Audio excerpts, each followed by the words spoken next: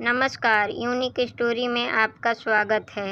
युधिष्ठिर को पता था कि कलयुग में क्या होने वाला है। जब पांडव का अज्ञातवास समाप्त होने में कुछ समय शेष रह गया था, पांचों पांडव एवं द्रौपदी जंगल में छुपने का स्थान ढूंढ रहे थे। उधर शनिदेव की आकाशमंडल से पांडव पर नजर पड़ी। शनिदेव के मन में विचार आया कि इन पांचों में बुद्धिमान कौन है, परीक्षा ली जाए। शनिदेव ने एक माया का महल बनाया। कई योजन दूरी में उस महल के 4 कोने थे, पूरब, पश्चिम, उत्तर, दक्षिण। अचानक भीम की नज़र महल पर पड़ी और वो आकर्षित हो गया। भीम युधिष्ठिर से बोला, भैया, मुझे महल देखना है। भाई ने कहा, जाओ। भीम महल के द्वार पर पहुंचा। वहां शनिदेव दरबान के रूप में खड़े थे। भीम ने शनिदेव से बोला, मुझे महल देखना है। शनिदेव ने कहा, महल की कुछ शर्त है। नंबर 1, शर्त महल में 4 कोने हैं, आप एक ही कोना देख सकते हैं। नंबर 2, शर्त महल में जो देखेंगे उसकी सार सहित व्याख्या करेंगे। नंबर 3, शर्त अगर व्याख्या नहीं कर सकें तो कैद कर लिए जाओगे। भीम ने कहा, मैं स्वीकार करता हूँ, ऐसा ही होगा, और महल के पूर्व छोर की ओर गया। वहाँ जाकर उसने अद्भुत पशु पक्षी और फूलों एवं फलों से लदे वृक्षों का नज़ारा देखा। आगे जाकर देखता है कि 3 कुएं हैं, अगल बगल में छोटे कुएं और बीच में एक बड़ा कुआं। बीच वाला बड़े कुएं में पानी का उफान आता है और दोनों छोटे खाली कुओं को पानी से भर देता है। फिर कुछ देर बाद दोनों छोटे कुओं में उफान आता है तो खाली पड़े बड़े कुएं का पानी आधा रह जाता है।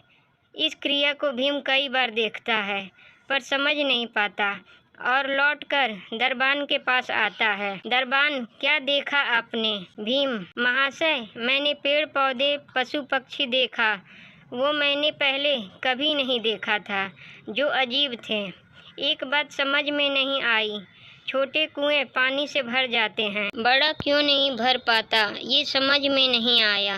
दरबान बोला, अब शर्त के अनुसार बंदी हो गए हैं और बंदी घर में बैठा दिया। अर्जुन आया, बोला, मुझे महल देखना है। दरबान ने शर्त बता दी और अर्जुन पश्चिम वाले छोर की तरफ चला गया। आगे जाकर अर्जुन क्या देखता है, एक खेत में 2 फसल उग रही थी।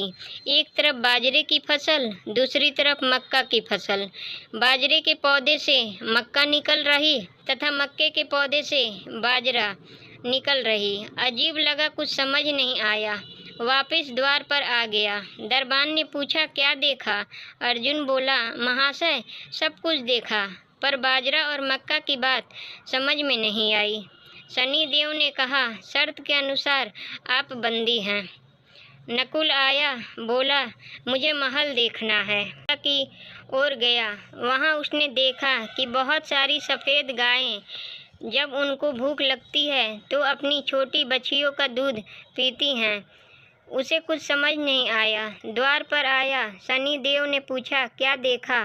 नकुल बोला, महाशय, गाय बच्चियों का दूध पीती है, यह समझ नहीं आया। तब उसे भी बंदी बना लिया गया। सहदेव आया, बोला, मुझे महल देखना है, और वह दक्षिण दिशा की ओर गया। अंतिम कोना देखने के लिए क्या देखता है, वहाँ पर एक सोने की बड़ी शिला एक चांदी के सिक्के पर टिकी हुई डगमग डोले पर गिरे नहीं, छूने पर भी वैसे ही रहती है। समझ नहीं आया। वह वापस द्वार पर आ गया और बोला, सोने की शिला की बात समझ में नहीं आई। तब वह भी बंदी हो गया। चारों भाई बहुत देर से नहीं आए। तब युधिष्ठिर को चिंता हुई। वह भी द्रौपदी सहित महल में गए, भाइयों के लिए पूछा। तब दरबान ने बताया, वो शर्त अनुसार बंदी हैं। युधिष्ठिर बोला, भीम, तुमने क्या देखा? भीम ने कुएं के बारे में बताया। तब युधिष्ठिर ने कहा, यह कलयुग में होने वाला है। एक बाप 2 बेटों का पेट तो भर देगा, परंतु 2 बेटे मिलकर एक बाप का पेट नहीं भर पाएंगे। भीम को छोड़ दिया गया। अर्जुन से पूछा, तुमने क्या देखा? उसने फसल के बारे में बताया। युधिष्ठिर ने कहा, यह भी कलयुग में होने वाला है। वंश परिवर्तन अर्थात ब्राह्मण के घर शूद्र की लड़की और शूद्र के घर बनिए की लड़की ब्याही जाएगी। अर्जुन भी छूट गया। नकुल से पूछा, तुमने क्या देखा? तब उसने गाय का वृतांत बताया। तब युधिष्ठिर ने कहा, कलयुग में माताएं अपनी बेटियों के घर में पलेंगी, बेटी का दाना खाएगी और बेटे सेवा नहीं करेंगे। तब नकुल भी छूट गया। सहदेव से पूछा, तुमने क्या देखा? उसने सोने का शिला का वृतांत बताया। तब युधिष्ठिर बोले, कलयुग में पाप धर्म को दबाता रहेगा, परंतु धर्म भी जिंदा रहेगा, खत्म नहीं होगा। आज के कलयुग में यह सारी बातें सच साबित हो रही है। ऐसे ही वीडियो के लिए चैनल को सब्सक्राइब करें और वीडियो को लाइक करें और कमेंट बॉक्स में अपनी राय दें।